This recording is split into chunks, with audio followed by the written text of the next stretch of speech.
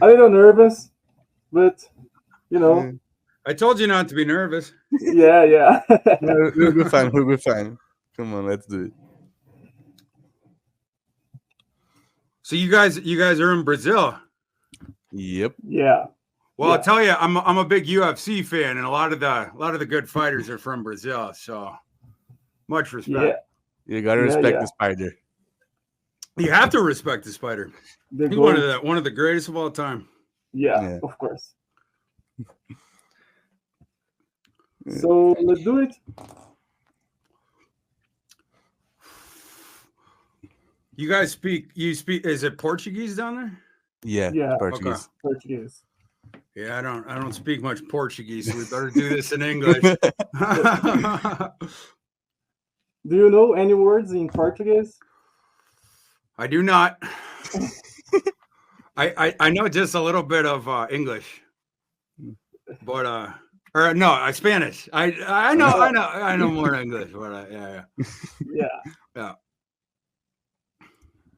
So, first of all, I want to thank you for being here. It's very important for us and for the growth of our project. And as I mentioned before, I am a little nervous because I have a little difficult to talk in English, but my friend here, Henrique, will help me. So let's start by getting to know each other. Introduce yourself to the Brazilian public. What do you do? Which team you love and support? And other things you want to talk about. My name's Thor Nystrom. I write for Fantasy Pros and Betting Pros, and I also do stuff for Score North and Fantasy Football Weekly, and on Twitter at ThorKU, and I like my team's been the Vikings since the jump. I'm from Brainerd, Minnesota, so I've always been a Vikings fan, and that's just what it is. Big Vikings fan. Henrique, se apresente para o nosso amigo aí, né? Hello, Thor. Good night. I am the aforementioned Henrique. I'm also nervous. He says that I'm the one that will help him with English, but no, I haven't talked to someone in English in like, I think 7 months, something like that. The last one was Jeff Diamond when I interviewed him in, I think, November. So I'm also nervous, but we'll all get through it together. Thank you for being here. It's an amazing opportunity for us to talk to someone from the US about football. It's the sport that's growing every year, just not just in Brazil, but I think the entire world. So it's very cool to have you here.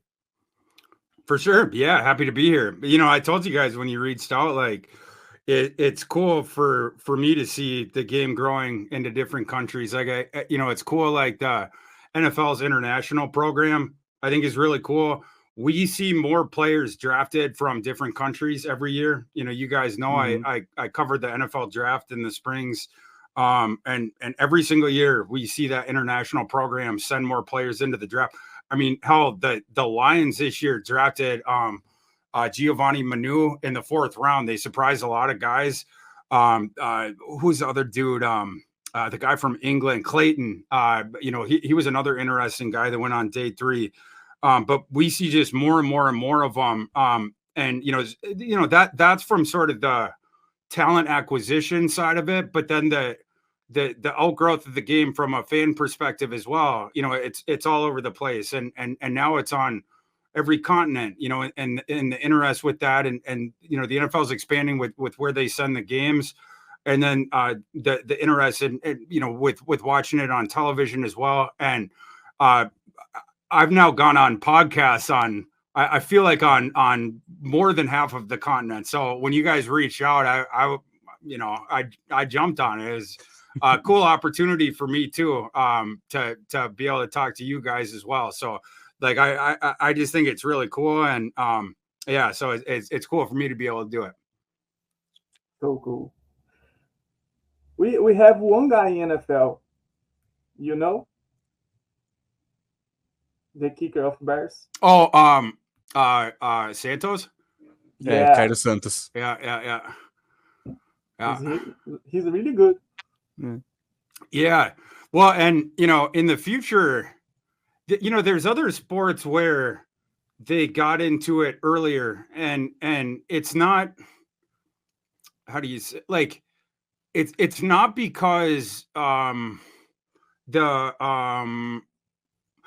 was for no other reason than it was easier to play those sports, right? Or that that the development of that, or that you could play those other sports, and like for instance, that you had pipelines in baseball to going back years and years and years, Japan, Dominican Republic, a lot of these countries, and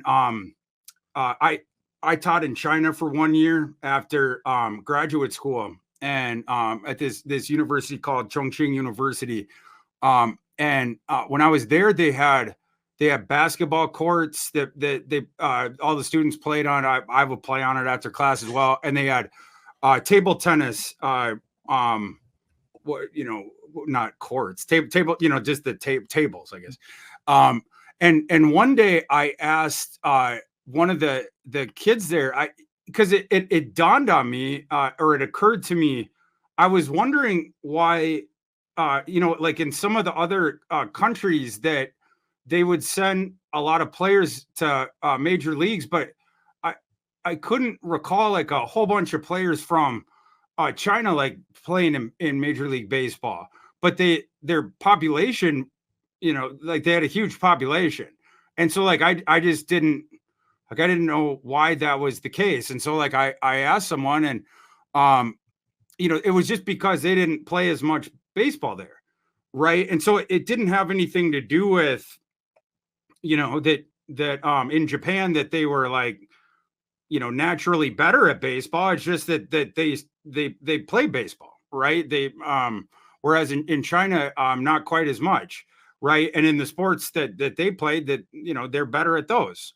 Right. And it's the same thing now with football, right? Where, they're trying to outreach that sport into different countries, because naturally, you get people started at a younger age. The athletes from these other countries, if they start playing football younger, you're going to get really good football players then. Right. Yeah. And what is the upshot going to be then when international players, you start culling the talent from that and adding that to the talent that you have every year from America, you're going to get a better NFL, and it's going to be a more interesting NFL as well. Right. Like when we got on before we started shooting this show, or maybe you guys had already hit record. I don't know. Yeah. We were talking about the UFC. Right. And I'm a big UFC fan, and Brazil is, top of the line as far as, but in, as far as sending fighters, and is probably the Mecca and, arguably the birthplace, right, of mixed martial arts and et cetera. And, but in the UFC, that's a sport where like, it's almost, global, the representation. Yeah. But there's no sort of, impediment with that to being able to do it, right? Like in any country, you would be able to, from a young age, you would be able to start, right? Like, or you would be able to get on that track. Whereas like with football, because it's, you have to have 11 guys, and then you have to have the pads and it's such a sport that's like so unique to America. So anyway, it's just cool that now the outreach of it and the interest is going up, and it's just a cool thing to see. Just one thing before Gabriel, you said you're a UFC fan. Vitor Belfort's son is going to college, I think next year or the year after that. Davi Belfort is a quarterback, so going to Virginia Tech. So, oh really? Yeah, and then so you can keep an eye on him. Yeah, maybe the first Brazilian quarterback in the NFL. I actually did. Vitor Belfort? Yeah, Vitor Belfort's son. No son. way. Yeah. Okay. Yeah. Wow. Well, thank His you. name is Davi Belfort. Yeah. Wow. He's a little smaller the position of quarterback, but he's really good. I think he was a 3 or 4 star recruit. He had offers like from Alabama, Florida, a bunch of places. And Yeah. he chose Virginia Tech. Davi Belfort. Yeah. Wow. Okay. Oh, Rio de Janeiro. Yeah.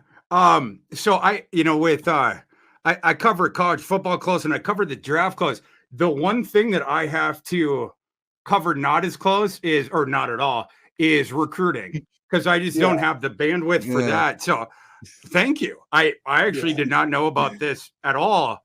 This is cool. I like this. It's very cool. It's very cool. My first love is college football, and then the UFC is one of my, I call it one of my favorite hobbies, because I don't cover that professionally, but on Saturday nights, I always look on, to see if there's going to be a UFC that night. This is cool. This is like a crossover for me. It's like a fusion. So I'm definitely going to be following this kid. That's cool. 247 3-star, but 4-star on Rivals and ESPN. And Virginia Tech could use a dynamic quarterback. So this would be cool if he ends up hitting. That's cool. Now I'm going to start to ask some questions that we wrote down. Take as much time as you need to answer. Okay. So with the 2 biggest additions, J.J. McCarthy and Dallas Turner, what do you think they can bring to the table in year 1?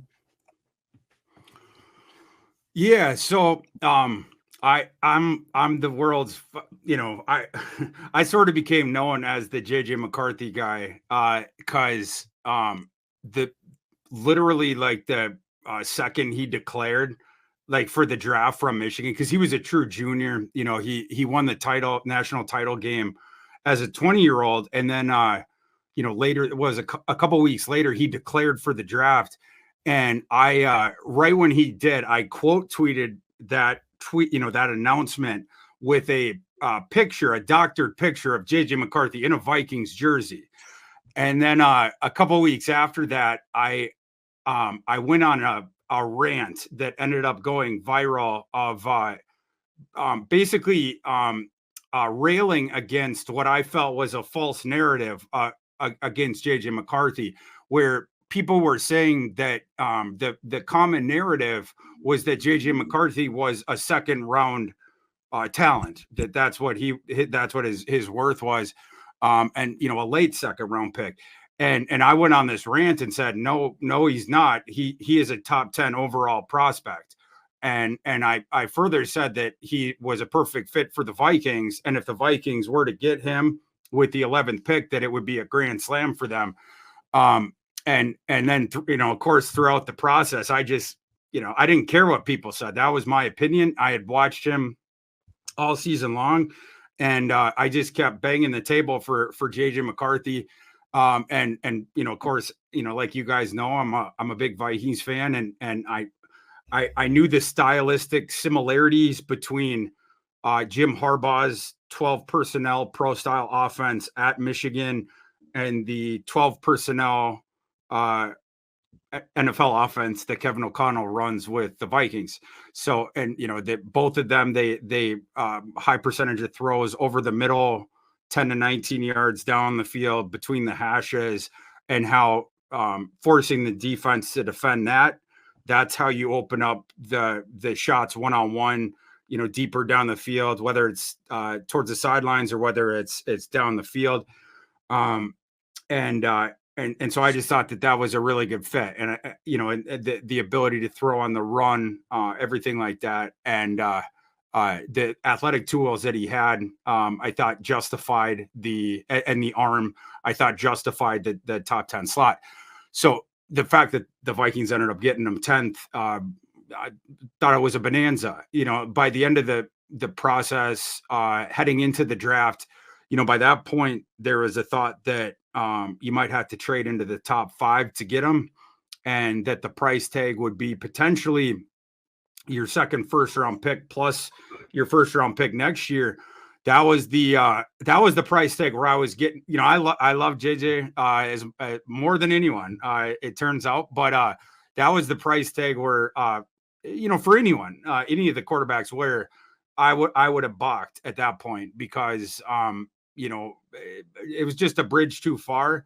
But, the fact that you were able to get him with, while protecting those two things, it was a home run, all-time grand slam. And then because you were able to do that, then it opened up the opportunity where then you could go out and get Dallas Turner as well in that second trade.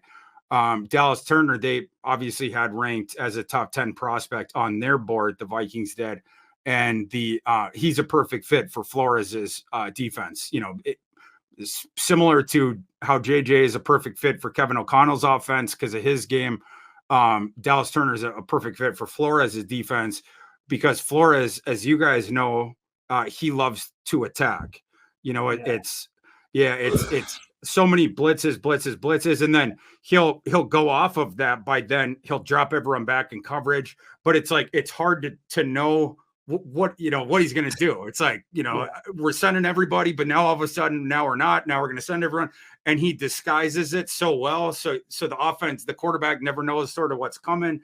And Dallas Turner is a really good fit for this because he is he's tremendous getting after the passer. That's his best thing is pinning the ears back and coming downhill.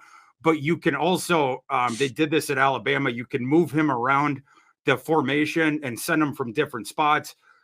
Flores loves doing that. He loves the guys that can move around and be deployed from different spots. And you can also, if you want to, drop him back. I mean, you're not going to do that a bunch because he's so good getting after the quarterback. But in those instances when Flores likes to now we're going to drop back 8 guys because now we're going to go the other way. Dallas Turner can absolutely drop back in coverage. He is an athletic freak. He has super duper long arms, like freakishly long arms. So he can get back and cover. He can disrupt passing windows, stuff like that. So he has that. He's pretty good at setting the edge as well. He has the long arms. He has that athleticism. He can shed blocks. So he can be deployed against the run as well and be a value at that as well. Year one, you mentioned year one with McCarthy. With him, I do believe he can start right away.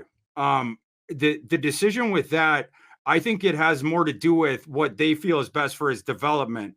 Do you gauge that it's better off for his development to play right away or to learn initially? But he absolutely can play right away. And the reason that I know this is because, again, last year he won a national title for a sitting NFL head coach in an extremely similar offense. So there's not going to be much loss in translation there.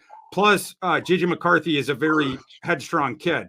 You're not going to break him by throwing him in there. So, it's not going to hurt him. And then with Dallas Turner, I think in year one, what you're going to get is a guy that you can use, roughly 65, 70, 75% of the snaps. I don't think he's going to play 100% of them, but a heavily used rotational guy, like that you sort of lead off with. They have the 3 edge guys. So I think that there's going to be a rotational thing going on there. Dallas Turner is going to play heavy snaps. I don't think it's going to be every single snap, but, like Grenard, for instance, but I think it's going to be heavy snaps. Yeah, I agree. Well, you started to answer our next question. That's about JJ McCarthy. I was going to ask, why do you like him so much? But I think you already covered that. And if you think there could be a QB battle between him and Sam Darnold during camp, I think our answer that it probably will happen. What do you expect? What do you expect from it? Like, what do you think JJ McCarthy needs to do, in your opinion, to be the starting QB week 1? And if you think that Sam Darnold can beat him out, and if you think Darnold can be a good quarterback in a O'Connell system. Yeah, I think Darnold could do okay. If and when he, if he begins the season as the starter, He has that pre-existing relationship with McCown. So he sort of, in that sense, he has a head start. And since JJ McCarthy's so young, he only was in college for 3 years, and he's young for his class. Literally just turned 21. He turned 21. I think it was in January. So he's so like, because of that, it might incentivize the Vikings to just say, hey, Sam Darnold, you get September, and then we'll reevaluate. But again, I absolutely think that McCarthy could start right away.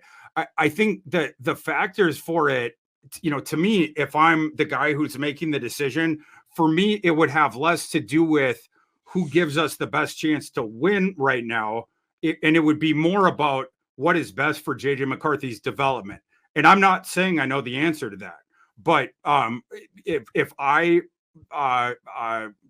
gauged that it was best for his development to play right away, he'd be playing.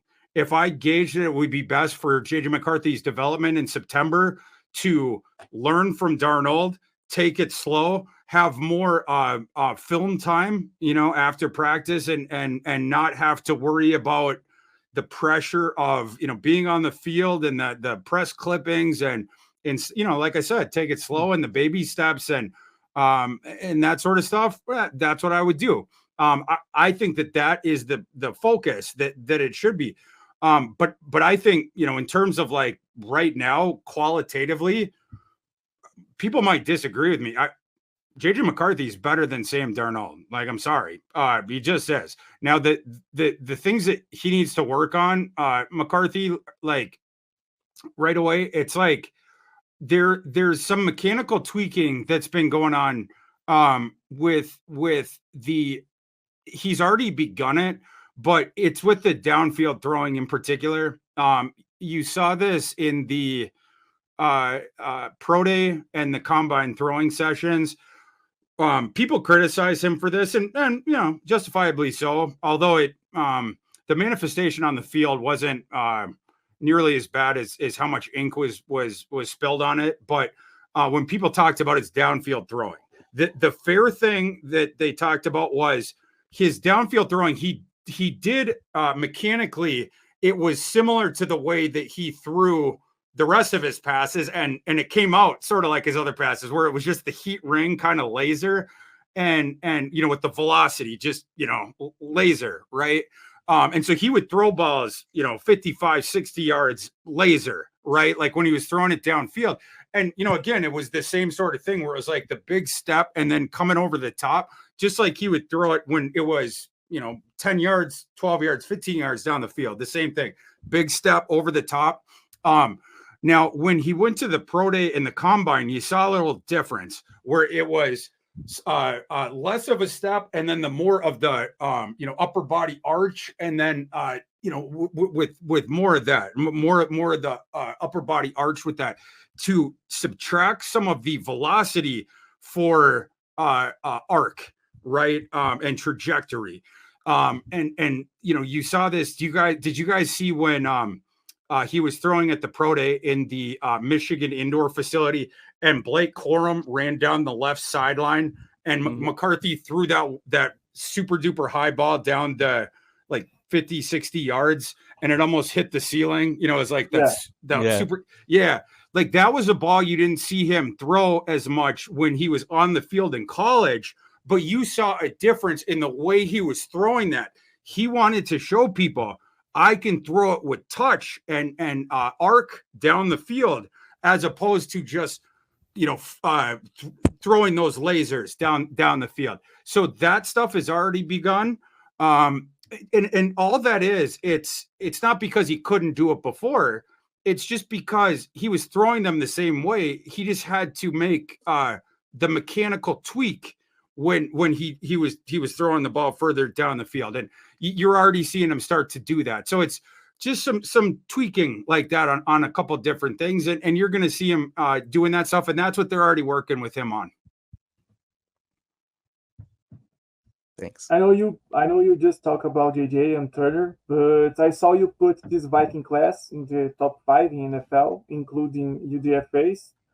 Could you tell us what you expect from this class and which players could fight for the starting spot or a big role beyond JJ and Turner? Yeah. So, thanks for checking that out. I appreciate it. What you're talking about is I rank the draft classes after the draft, and then I rank the UDFA classes. I might be the only one who does that. I'm not sure if anyone else does that yet. But I also I take it even a step further because I'm a sick man. I also then will combine both of them, and then compare that against the amount of the value of the draft picks, the draft equity that you spent on them to get a basically an ROI value on it, return on investment, right? Metric. So the Vikings, that was the thing where they finished 5th, basically trying to gauge like how well you did throughout the whole process. And basically just showing like, the Vikings, they had a really good process, right? It wasn't just a good draft. It wasn't just a good UDFA process. And it wasn't just because they had multiple first round picks, right? They did good in the slots where they were picking. They also did really well in the UDFA process. The rest of their draft, I like the Kyrie Jackson pick. Vikings didn't have a selection on day 2. So Kyrie Jackson ended up being their 3rd selection. He was early in the 4th round. It was another one where it's a very good fit for the system that they run. In that case, it was another present for Brian Flores, basically. Kyrie Jackson, 6'4", 203 pounds, cornerback. He's the dude who, and very long arms, he's a press man corner. So he's the guy who off of the line is going to mug the opposing wide receiver. That's what he does. He's going to get his hands on you and make it difficult for you to get off the line of scrimmage. You want to play him in zone, and just cover a section of the field. What you don't want him doing is trailing a guy down the field with his back to the quarterback, a guy who can run 4.3, 4 seconds after the snap. That's where he'll get in trouble. But fortunately, the Vikings are not going to do that. They're going to have him mug people off the line, and then they're going to have him cover a section of the field. And he's very good at that. We know that he's good at that. So it's a good fit. Walter Rouse, the tackle from Oklahoma, that was very good value. He's been starting for years, first at Stanford, then last year at Oklahoma. Probably a right tackle in the NFL. Yeah, played left tackle for years in college, but he's either going to be the right tackle or he could kick inside to guard. Vikings even talked after the draft about we'll start him at right tackle, see what happens there, but he could be a good guard if it doesn't work at tackle. So you get the potential 3-position versatility with him. I like the value there. And then the Vikings got their kicker for the next decade when they took Will Reichard in the was it the 6th round maybe? Yeah, like Reichard. The only question with Reichard is about as reliable as it gets inside 50 yards. Like the last decade in college football, he's automatic. He doesn't miss. It's just when you start getting past 50 yards, he was decent, but it's like, especially past 55, then you might have to start going for it. But anything inside there, automatic. Like he was a 5, or not a 5, but he was the top kicker coming out. I don't think they give kickers 5 stars, but in his class, he was the top kicker in it. Obviously the Vikings needed a kicker. So, I mean, that was about as good as they could do. And then, lastly, the UDFAs, just a quick thought on that. The undrafted free agents, most people don't pay attention to undrafted free agents. The reason that I do, people out there, they don't, the general public, they don't understand that 20 to 25% of NFL snaps every year are taken by undrafted free agents. Undrafted free agents, they give the NFL more value every year than the 6th and 7th round combined. So the undrafted free agent process, it's very important, and yet everyone just ignores it. But the teams that do well in undrafted free agency after the draft, they're typically the best organizations in the league. The ones that do the worst at it, they're typically the bad ones. So you want your team doing good in undrafted free agency. And so that's why I pay. That's why I rank those classes every single year. The last years of Rick Spielman, going back, what was that, 5 years ago, 4 years ago, the Vikings basically ignored it. They were not doing well there. And then the first year of Kwesi, they did not do very good. And so I was kind of annoyed with the Vikings. Last year, the Vikings had one of my top UDFA classes. And I'm not saying that in hindsight. In my rankings, they were near the top because they signed my number one UDFA, which was Mr. Ivan Pace. And at the time, after the draft, Ivan Pace was number one on my board. And of course, he went on to be one of the better undrafted free agent signings in recent history in the NFL. And then the Vikings also got Andre Carter, who is an intriguing developmental prospect. And then, of course, Najee Thompson, who is one of the better special teams aces in the NFL. Now, that class was a top five, at the time. Now, after the fact, it was arguably the best, probably the best undrafted free agent class in the NFL. This undrafted class that they signed, I have this one number 3 in the NFL, the one that the Vikings just signed. Another very encouraging sign for the Vikings because to have a really good undrafted free agent class, it requires 3 things. Basically, it requires a buy-in and investment from the ownership group, because you have to go out and win some bidding wars on these guys. It requires the same sort of thing from the general manager, his sort of buy-in that this is important. But then, and maybe the most important thing, it requires a good scouting department, right? Because now you're going deeper than the 257 guys that just got drafted, right? Like, you're going down into the weeds now, and you need your regional scouts and your area scouts and all those guys. You need them to be doing good work down there on the lower guys.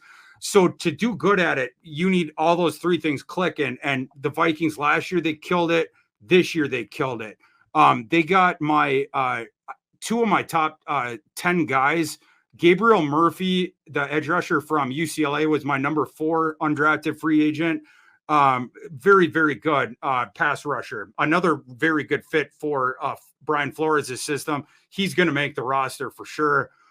In terms of just talent, he's probably analogous to Pace last year. Definitely not saying that he is going to start this year, but just coming out of the draft, you probably put him fairly close, consensus board. And then the other one was Dwight McLaughlin, the cornerback from Arkansas. Again, just another good fit for Flores' scheme. 6'2", 185. And last year, he had a 92 PFF grade in coverage. It was like his breakout year, but he had 4 years starting experience in the SEC. So, right from the jump and then all the way to the end, very good ball skills on him. 8 interceptions and a whole bunch of breakups during his career. And he's another press guy off of the line, which is what Flores loves, the guys with the long arms that can press you. And then the 2 other, so he's got a shot to start, although the Vikings have a deep cornerback room, but McLaughlin certainly has a shot to make the team. And then the other 2 guys I'm going to mention, the 2 linebackers they signed, Bo Richter from Air Force. He played off-ball linebacker earlier in his career. Last year, they moved him to edge, Air Force did. And he had this dominant season because Air Force needed a guy to pass rush. But Bo Richter's going back to off-ball linebacker with the Vikings. And the Vikings absolutely need a 4th off-ball linebacker. Bo Richter is either going to make the roster, or the other good off-ball linebacker the Vikings signed, Dallas Gant, is going to make the roster. Dallas Gant comes from Toledo. Bo Richter and Dallas Gant are going to have a battle royale for that 4th off-ball linebacker spot, beside Brian Asamoah as the 2 backup linebacker guys behind the starters. So that's something to watch in camp. Those 2 guys duking it out for that last backup linebacker spot. But yeah, again, just overall, a very good undrafted free agent class again for the Vikings, and the best draft process by far that Kwesi and crew have had thus far. This was a smash draft class by Kwesi. Thor, sorry. Said they could give us half an hour. We just crossed the 35-minute mark. I wanted to ask you if you can stand a little bit. We still have a couple more questions, or if you have to leave, I just have one more. You got it. Yeah, no, I talk too much, so it's that's on me. But yeah, absolutely, I can stay. Okay, Cool. so just within the UDFA topic, also talking about Andrew Carter, if you think he can have a bigger role this year. Last year, I think everyone kind of agreed that he needed a redshirt year in the NFL just to bulk up, learn some more. If you think that this year he can have a bigger role. Yeah, I think that's what's going to be telling about that is to watch early on in, like the first couple of preseason games, specifically against the run, because there's no question that guy is an NFL caliber pass rusher, right? Like he's got all the tools for that. He's got the long levers. He has the athletic profile for that. Coming forward, he has like the long legs, again, the athleticism, the quick first step. He gets on you very fast. Then he has those long arms. So he basically gets to dictate the dance. And then from there, he can counter you and yada, yada. He gets the head start every single time. And then he can play off of how you try to react to that. And so that's why he was so good in college. And that stuff plays because he has all these trump cards, right? Because of his size, athleticism, length advantages that he has. The thing though, why he went undrafted is because he's a terrible run defender, like really, really bad. He would like even against the bad teams that Army would play, he would get pushed backwards. And the reason for that was he was in, literally at West Point in the Army, and he couldn't keep weight on because it was like the football training, and then he would have to do the cadet training, and he was this long, angular dude. And so with the cadet training, the weight would constantly go off of him, and he wouldn't the play strength as well. And so because of this, he didn't have that, and then the technique as well. So, we talk about setting the edge. Not only did he not have the play strength for that, he didn't show the technique with it either. So he would get these, mediocre offensive linemen that could get into his pads when they were the ones who were coming forward, and they would just put him on a conveyor belt backwards. The thing to watch for early in training camp that will answer your question that I don't have an answer for right now, but this is the thing to watch for is first of all, just a visual thing. Does he come in bigger, right? Like, because right now is the work that he needs to do to get there. Does he come in bigger at all? Does he come in more muscular? Does he come in bigger at all? And then second off, that work against the run, is his technique improved, right? Like, because the thing you want to see with him is he's so good coming forward when he's the one attacking forward on the passing concepts. But when it's the offensive lineman who's the one who's attacking him, when it's the run, what we need to see is Andre Carter getting those long levers out. And getting his hands into because Andre Carter has longer arms than anybody. He needs to get his hands into the offensive lineman's shoulder pads first, and then stand him up, and then get his ankles and feet into the ground, and then become a stump, right? And then set the edge, right? And so then the offensive lineman can't move him at all. Set that edge there, so then the running back won't be able to go around him. And then, basically keep the offensive lineman stagnant there, right? Then he can't get moved backwards. That's how we make sure that he don't get just shoved backwards, get on the conveyor belt like I was mentioning before. That's the thing that he's not doing right now. There is no technique. His length on the running plays, it doesn't matter. The offensive lineman just comes right through it and crashes the gates. That's what was happening at Army. So it's those two things. Does he come in bigger and stronger? And then has the technique improved? We will find out once we get to August and training camp.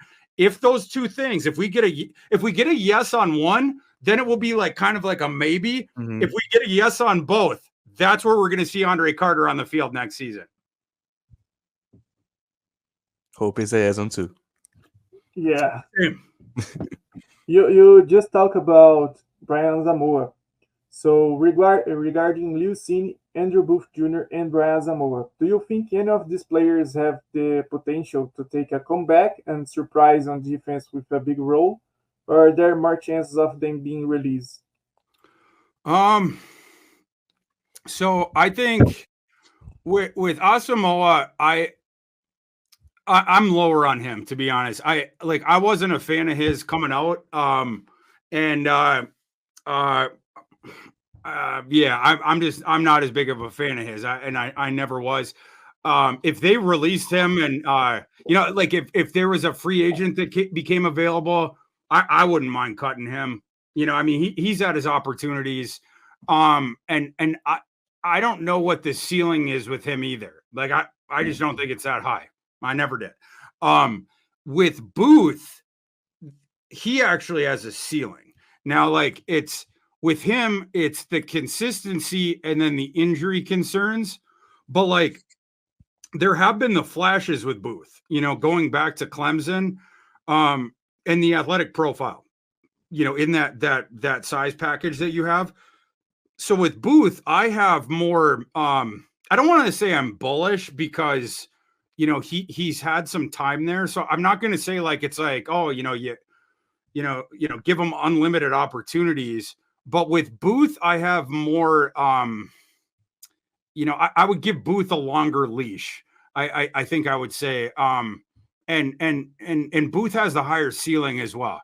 So, with Asamoah, if a better player became available and I needed to open up a roster spot, and then one of those undrafted free agents that Richter or Gant was playing really well, and I wanted to keep one of those guys, I cut Brian Asamoah pretty quick. I wouldn't feel any pain about that if I didn't have a trade offer.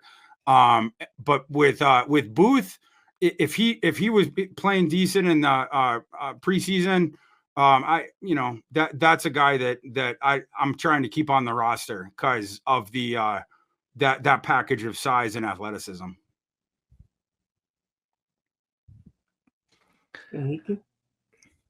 Just I think one more Vikings question, then it's another topic. I think every time we talk about Minnesota Vikings, we have to ask this. What are your opinions on Justin Jefferson's contract? If you think we will have one, if he will sign before training camp, during training camp, before the season, or if you think we will have to wait for this to extend into 2025.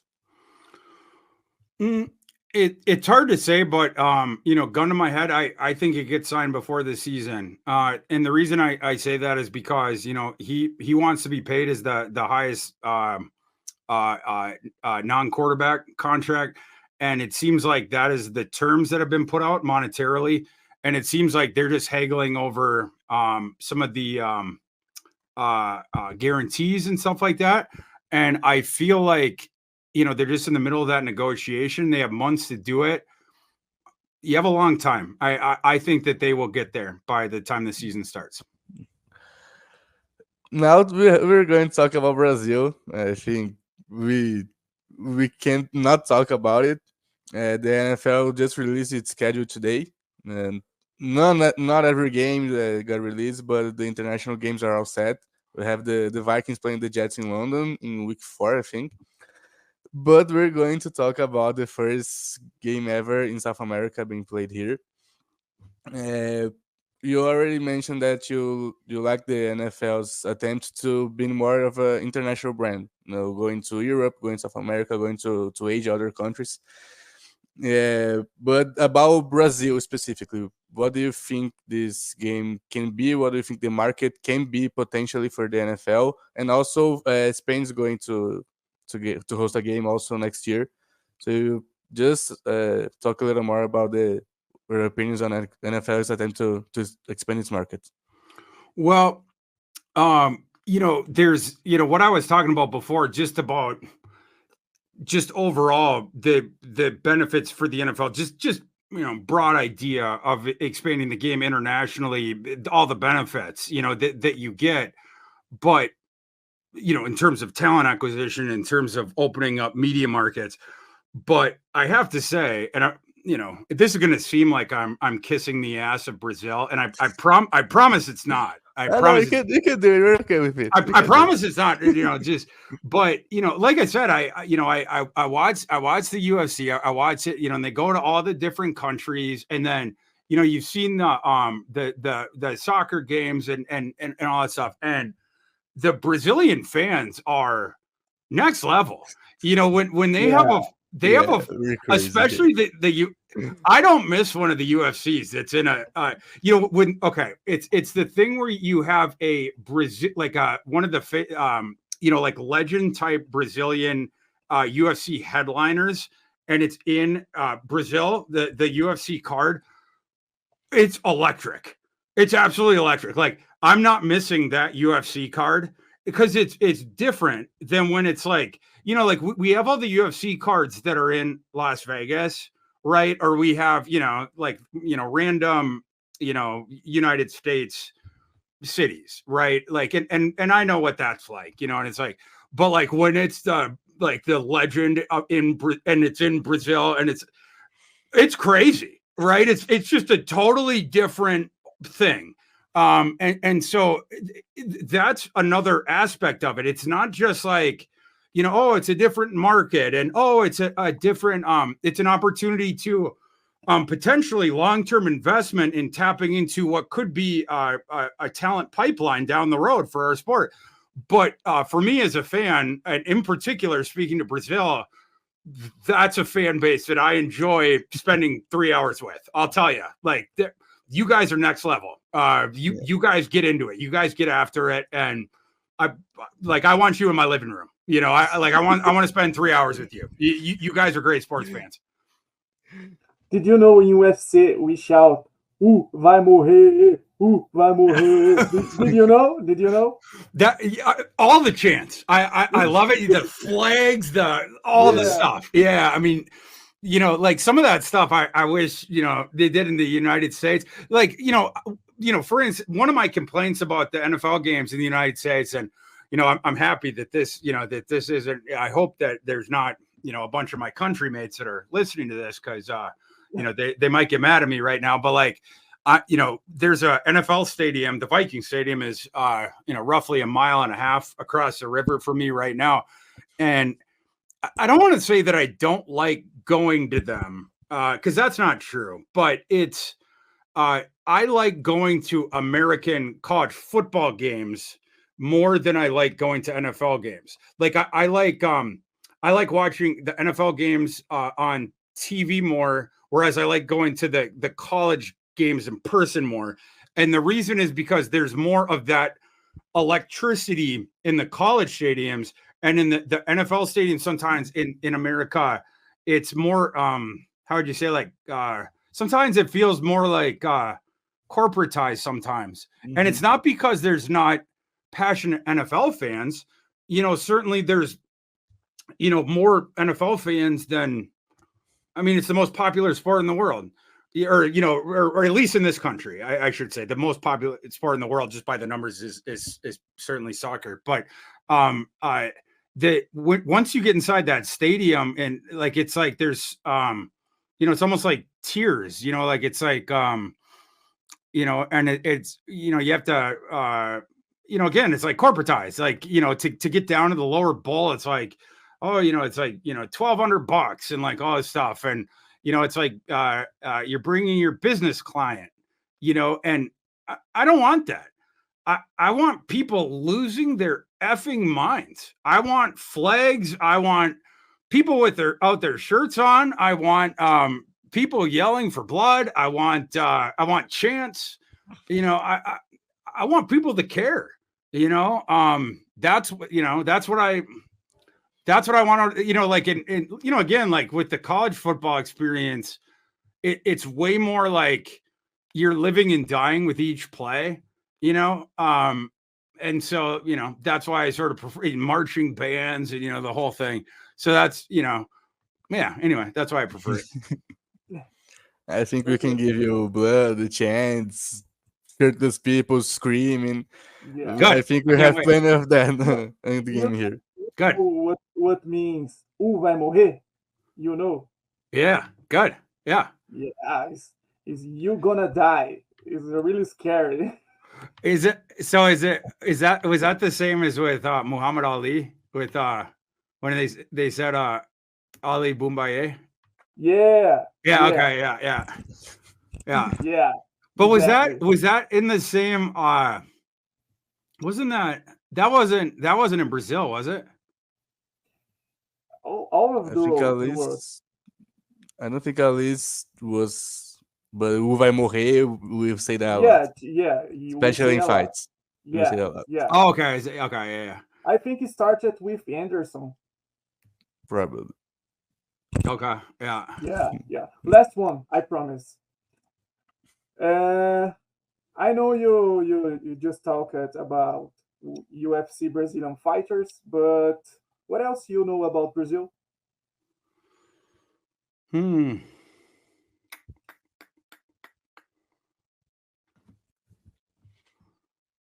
If you don't know, is no problem. We teach you something. Yeah. Well, It's okay. I was only there. I did go one time, but it was just very. It was like for one day because it was on a we were on a cruise with my family. So I can't really say that I picked up too much. Unfortunately, I need to come back for you know what I'd love to do is I would love to come back specifically. You guys know where I'm going with this, for a UFC fight. I want to go down there. Yeah. Yeah, well, I want to. That's what I want to do. Yeah, I'll go down with you boys. We'll go down for a UFC fight, and that's what I would love to do. But no, can you guys teach me something? I don't know. I know that Cairo Santos is the only Brazilian-born NFL player. You also know Davi Belfort. David Yeah. Belfort. Yeah, that's right. Yeah. Yeah. 4-star quarterback, 2024 class for Virginia Tech. I'm going to drop that on people now. Yeah. Yeah. You can take over. Yeah, I think we can teach you a word or muito obrigado. Muito obrigado. It's thank you. Muito obrigado. Yeah, muito obrigado. Muito obrigado. Yeah. Okay. Thank you so much. You guys aren't actually telling me a swear word, are you? No. You We're can being Google. honest here. It's Google. if you want, we can teach you. But yeah, muito obrigado. Yeah. Muito obrigado. Yeah. Once again, thank you very much for being here. I hope you enjoy it and that you can come back to record with us in the future. Of course. Muito obrigado. Yeah. I really enjoy it. Yeah. Same. Thank you so much, Thor. It was a blast. Thank you so much, really. Yeah. Thank you. Appreciate it, boys.